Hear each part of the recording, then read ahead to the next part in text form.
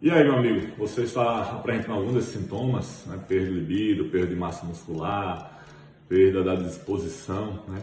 Sabia que você pode estar tendo o início de uma andropausa, também conhecido como hipogonadismo, né? Na mulher é bem comum isso aí, todas as mulheres vão passar por esse problema quando chegar com uns 48, 50 anos mais ou menos, vão ter uma queda dos seus hormônios e é bem conhecida a menopausa. Mas saber que isso aí é bem prevalente nos homens também, não é todos os homens que vão ter, mas a prevalência é bem alta, né? E de onde é que eu tiro isso? É da minha cabeça, achismo? Não. Tudo baseado em artigo científico, não é de orelhada que a gente vê. E é isso que eu quero mostrar para vocês, né? Quais são os efeitos colaterais dessa baixa da testosterona, qual a prevalência disso na população masculina hoje em dia e quais possíveis tratamentos. Então é dessa maneira que eu vou mostrar para vocês. Isso aqui é um artigo científico, quem quiser conferir o artigo completo, aqui está o DOI, é só jogar no Google que ele aparece, né? Então, um artigo de 2006 mostrava uma prevalência nos homens de 45 anos de pelo menos 34% já apresentava o hipogonadismo, né? Uma redução nos níveis de testosterona associada aos sintomas. E isso ia crescendo com o aumento da idade. E o que, é que a gente está vendo? Que isso aí está crescendo cada dia mais, né? Então aqui um artigo de 2020 já mostrando que esse aumento agora é de 40% em homens a partir de 45 anos e se manifesta como uma das sinais e sintomas de baixa libido, disfunção erétil, fadiga, diminuição de massa magra, aumento de gordura corporal, diminuição dos ossos, de densidade, né? Então, e o que ocorre? Apesar de ser tão comum, ele é muito pouco diagnosticado. Então, apesar da disponibilidade de múltiplas abordagens de terapia, o hipogonadismo é um dos estudos endócrinos mais clinicamente subdiagnosticados, com apenas 5% de 4 a 5 milhões de homens afetados nos Estados Unidos sendo diagnosticados e tratados. Então, apesar de ser muito comum, a maioria dos pacientes não é investigado, não é tratado para isso. Tá? Aqui está o artigo, o recorte onde se fala isso aqui, né? O artigo principal, e aqui está só o recorte que a gente coloca aqui, mostrando que realmente a gente precisa de uma investigação melhor para isso e uma abordagem melhor do tratamento. Em relação ao tratamento, qual seria a melhor opção, né, para isso? Existem várias modalidades de tratamento, com gel, com medicação injetável, né, com implante de testosterona. E o que os artigos mostram, né, é que os implantes de testosterona eles têm uma melhor aceitação pelo paciente, pelo menos 95% dos pacientes que utilizaram querem manter o uso desse meio de tratamento. Então, muitos, mesmo que pacientes que já foram feitos tratamentos anteriores com outras terapias, quando começam a fazer uso do implante, ele tem uma aceitação melhor.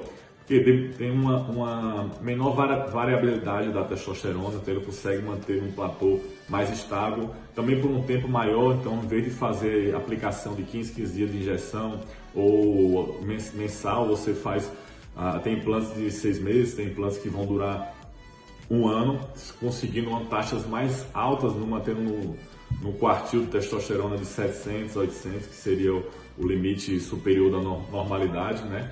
E com menor variação dos níveis de testosterona, a labilidade que ocorre com os injetáveis. Então, normalmente não sou eu que estou dizendo isso, né?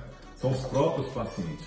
Então, aqui tem esse estudo, que é uma revisão, mostrando que em 13 anos, né, a experiência usando implante de testosterona nos Estados Unidos, houve uma continuação geral de 92%. Então, aquele paciente que tinha implantado a primeira vez, 86% quiseram implantar novamente e 99% dos pacientes queriam manter esse tipo de terapia após a 10ª implantação. Então, quanto mais o paciente usa o implante de testosterona, vê que os benefícios deles se mantêm a longo prazo, melhor do que as outras terapias, eles desejam manter nessa terapia. Então, existem as outras modalidades, né? As modalidades de tratamento atuais podem requerir injeções repetidas de testosterona, a aplicação de gel. A terapia tópica, geralmente com a aplicação de gel e injeção, são repletas de baixa adesão, porque o paciente não quer passar a medicação todo dia, não quer tomar a injeção todo dia, né, e tem inconveniência. E uma terapia ideal seria aquela de fácil administração, que fornecesse níveis confiáveis com o uso de peles, que se encaixa perfeitamente, peles seriam os implantes, né, se encaixam nessa modalidade. Então, aqui outro estudo mostrando que os ésteres, né, que são as injeções orais ou intramusculares, causam muita flutuação nos níveis de testosterona. E de forma que os pellets, né, que é o implante, parecem produzir níveis mais estáveis, né, e uma menor frequência de dosagem. Então, diminui aquele aumento reduzido de testosterona, o que geralmente dá os efeitos colaterais. Então, essa aqui é a forma como a maioria das reposições de testosterona se comporta, né? Injetável, oral. Então, tem uma subida da testosterona, depois no tempo ela cai, né? Tem uma subida da testosterona, o paciente fica bem, daqui a pouco cai, volta todos os sintomas. Então, esses aqui é chamada as vales de depressões, né? Essas oscilações dos níveis de testosterona que realmente acabam causando os efeitos colaterais e a insatisfação do paciente.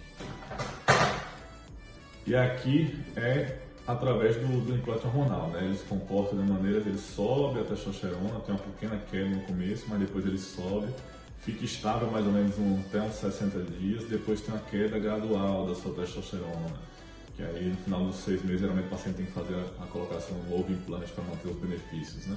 A ausência desses picos e quedas, né, no uso do implante, que a gente vê na terapia com gel ou na terapia com injeções intramusculares, né, eles mostrou benefício na recuperação da massa óssea. Outro efeito benéfico que foi visto com o uso de implante, que não se determinou nem com as formulações orais ou injetáveis, foi isso aqui, a quantidade de massa óssea.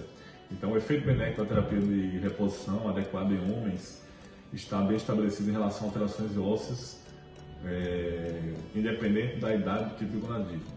Esse estudo forneceu evidências que o tratamento regular de longo prazo com implantes de testosterona fornece níveis normais de testosterona, certo? Que resulta no acúmulo de massa óssea normal. Nesse mesmo estudo, né, mostrou que alguns relataram pobres resultados na densitometria óssea após terapia oral ou intramuscular, sugerindo que os níveis de testosterona sem picos e depressões encontrado com injeções intramusculares ou gradiente portal, né, nessa população, pode contribuir para o aumento do efeito biológico do andrógeno na nossa amostra de pacientes. Então esse platô que ocorre com o uso de implante, diferente das injetáveis ou do gel, que acaba subindo e descendo muito os níveis de testosterona, e é o que geralmente causa os efeitos colaterais, como a alteração da ansiedade, do humor, né, oleosidade na pele, e também mostrou mais aumento de hematócrito, né, que é o que? Um aumento dos glóbulos vermelhos no sangue. E esse aumento dos glóbulos vermelhos pode estar associado a riscos de trombose, tem mais sangue no vaso do que o precisa. Então, alguns pacientes precisam doar sangue, fazer sangria, e está mais associado isso ao uso da terapia injetável do que ao uso dos implantes. Geralmente o implante ele sobe somente 2% do hematócrito. Em relação a essa alteração, se vocês quiserem, comente aí que eu vou deixar um vídeo posteriormente explicando mais a relação da testosterona com o aumento dos glóbulos vermelhos, o porquê que ocorre isso, né? E quais são as modalidades que conseguem reduzir essa alteração, quanto tempo mais ou menos a gente vê isso surgir nos pacientes. É um dos efeitos colaterais mais frequentes do uso da testosterona, né? A gente tem que acompanhar os pacientes devido a esse risco de aumento, mas é também uma das complicações mais tranquilas de se conduzir.